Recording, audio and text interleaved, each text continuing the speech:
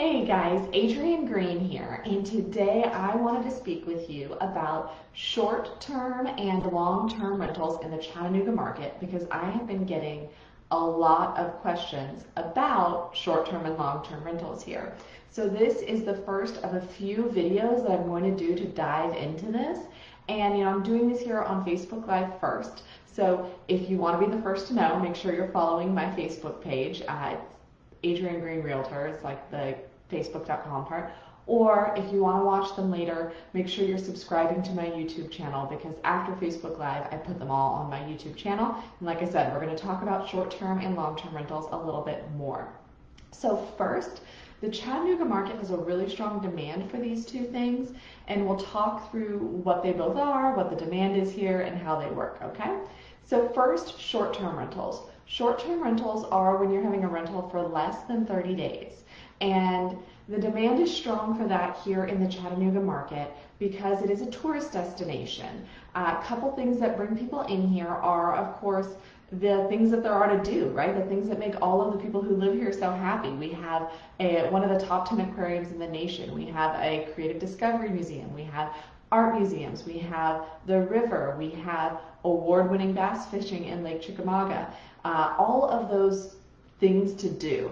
Another thing is that the Chattanooga area, with its natural beauty and hills and things, hosts a lot of outdoor sporting events. So triathlons, marathons, things like that, a lot of them are in the Chattanooga area, and that brings people in on those race weekends.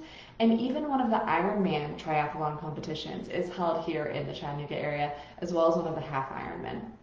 Another thing that brings people in is that it is 2 hours away from either Atlanta or Nashville. So a lot of people do weekend retreats from those larger cities to Chattanooga. And that's something with the mild climate that will continue, that happens most of the year. Now, obviously, January, February are going to be your low seasons, but it is not just one season that you get that demand. Now, for the short-term rentals, you could be in a situation where permits would be required. The cities of Chattanooga, Eastridge, and Red Bank all have regulations on these systems, and in some areas, short-term rentals are not allowed at all, such as Signal Mountain is one of those areas. Now, working with a local property manager can help you determine good locations or where short-term rentals are allowed or not allowed, and what the regulations are, and they can also walk you through that permitting process. It's something that they do a lot. Now, there are 3 property managers that I work with in the area who manage short-term rentals, and in the video description here, I've included a link to my Chattanooga Service Providers page, and that is where I have all those property managers and their details if you're interested.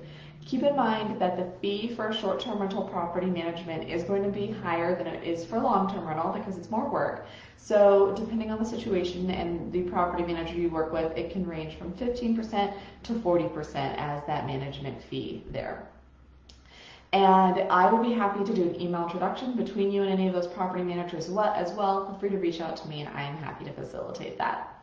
Now, midterm rentals are another thing that's very popular here. So a midterm rental is not a short term, it's not a long term, it's where you're renting it out for 30 days or longer. And these are usually furnished rentals, and they're in very hot demand in the Chattanooga area. A couple of things or demand groups here are travel nurses. We do have several hospitals here in the Chattanooga area that do use travel nurses who come through. A little pro tip, when you read these hospital names, you're going to be like, I have no idea how to pronounce them. It's Erlanger Hospital, and the other big hospital chain goes by CHI. I think it's Catholic Health something, but it's called CHI for short. Those are the 2 big hospital groups here in town. The other big demand for midterm rentals are people who are moving to or from the area who are needing temporary housing. People who are moving to the area and haven't bought a house yet or haven't closed on their house yet, and people moving from the area who've sold their house but are still wrapping up all their loose ends here. Those are the other demand area I see for midterm rentals.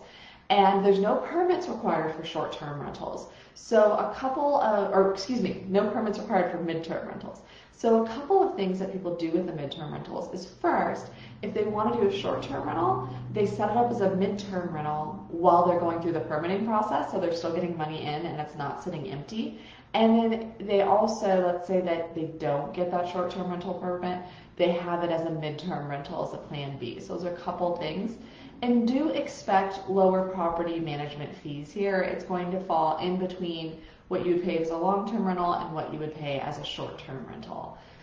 So that's kind of an introduction to short-term and midterm rentals here. I am going to do more videos over the next month or so that dive into this a little bit deeper and get into the nuances of each. So again, make sure that you subscribe to the channel or that you're on my Facebook page to get those when they come up. And if you have any questions or want to be looking at any of these kinds of properties in particular, please reach out. I would be happy to help. So thank you so much for your time today. I hope that this has been helpful, and reach out if you need anything else.